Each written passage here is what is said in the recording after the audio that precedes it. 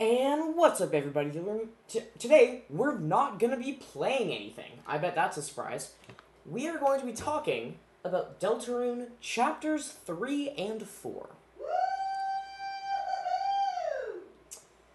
I currently don't have a script for this, which I probably should, but I'm just going to do my initial reactions to everything. So, at first, I started playing Chapters 3 and 4. I was super excited. Super excited. But then, I found out some things. One, Chapter 3 doesn't really have a secret boss. The Knight is the secret boss. Chapter 4, I don't think has one either. I'm not entirely sure, though. I haven't looked into that. Chapter 3 doesn't have much Snowgrave as well. It only has a slight dialogue change. But there are so many theories that have been proven / disproven. Specifically, all the ones about certain characters being the Knight. Because the Knight is actually a shadowy... Oh! By the way, spoilers for Deltarune Chapters 3 and 4. If you didn't know that already. By the way, this won't have any videos on it. It won't have any video on it because I'm not playing anything. Just talking.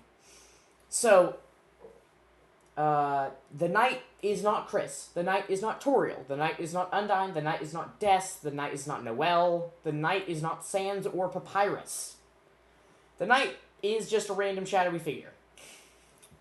Some theories that have been proven are that, one, monsters... Well, one thing I found the most surprising, monsters can bleed. That pretty much solves the Sans bleeding at the end of Genocide. Monsters can bleed when they're hurt. Just, they don't bleed when they die. Two,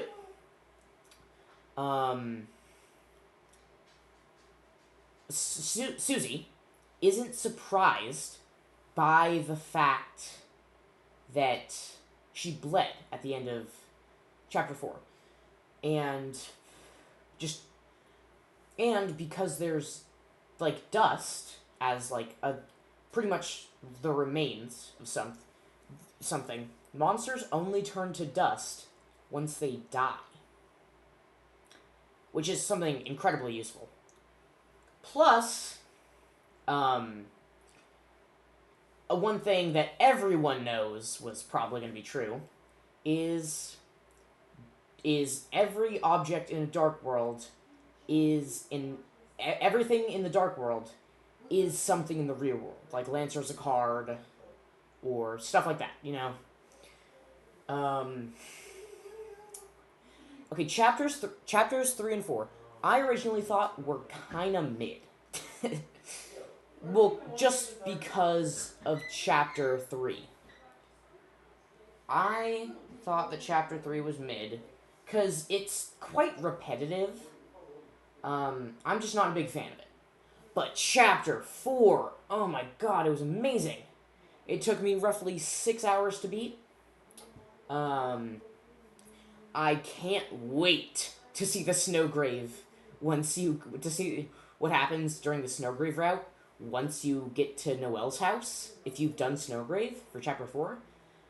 As well as the fact, I kind of want to leave Chris alone, like if he hates us that much. Also, apparently Chris is a secret boss? Kind of? Because at the end of Chapter 4, again, spoilers for Chapters 3 and 4, Chris gets a phone call from what seems to be Gaster. Probably. I mean, it makes sense. It doesn't match the voice of anyone we've heard, and it makes sense based on what we've seen Gaster talking about. It just seems the most likely to be the case. So, for some reason, Chris made a deal with Gaster or someone like Gaster, I suppose. Maybe the Knight? I doubt it's the Knight, though. But Chris made a deal with someone that gave him the soul. So he left it in a cage and was going to jump out of a window. But he got a phone call from them saying, Chris, don't forget our deal. Which not obviously not in exact words, but it sounded like something that, from what we know of Gaster speaking, that he would say. And of course, in this world, the core was never invented, so Gaster could still very well be alive and just not in hometown. Another thing that is like I always thought, well, okay, there's a lot to go over. As of course I've already mentioned a few topics. One of my favorite is that the Dark World can bring people back to life. So I'm placing my bets. We're seeing deaths. We're seeing deaths. We're gonna be seeing deaths in the Dark World once we get a Grave Dark World. And Snowgrave ain't gonna go so well there. It's probably not gonna be great. But well, actually no. The game's gonna be great. It's not gonna be great for Noelle. Because yeah.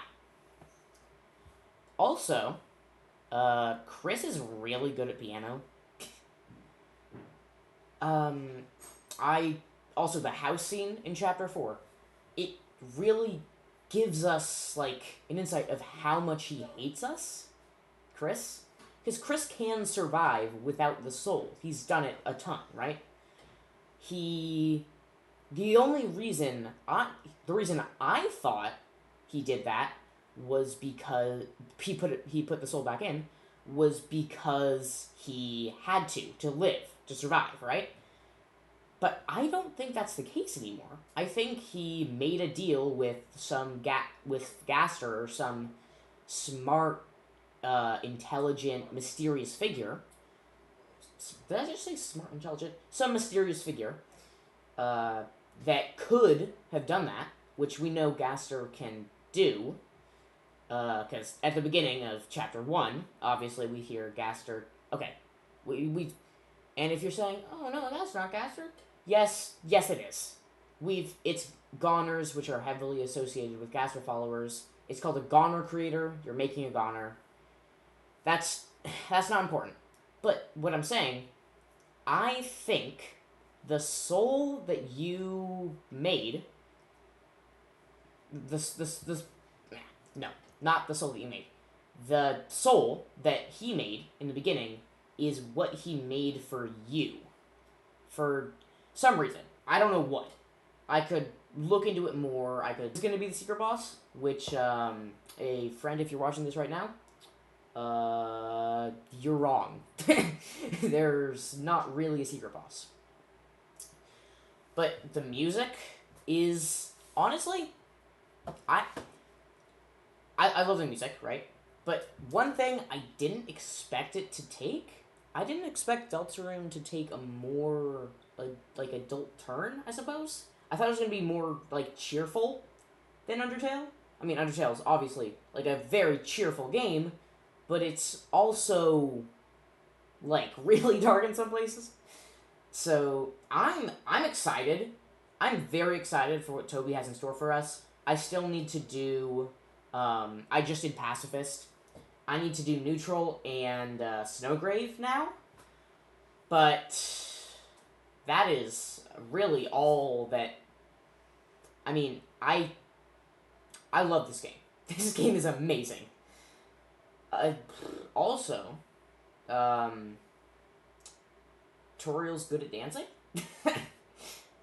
Yeah, but Sans Real fans, it's canon now. It's canon, I think. I mean, obviously, like, but yeah, it's canon now. That's all for today. I just wanted to show, like, tell you what I feel about this, because I just beat Chapter 4, and it's really, really interesting. So, yeah. That is going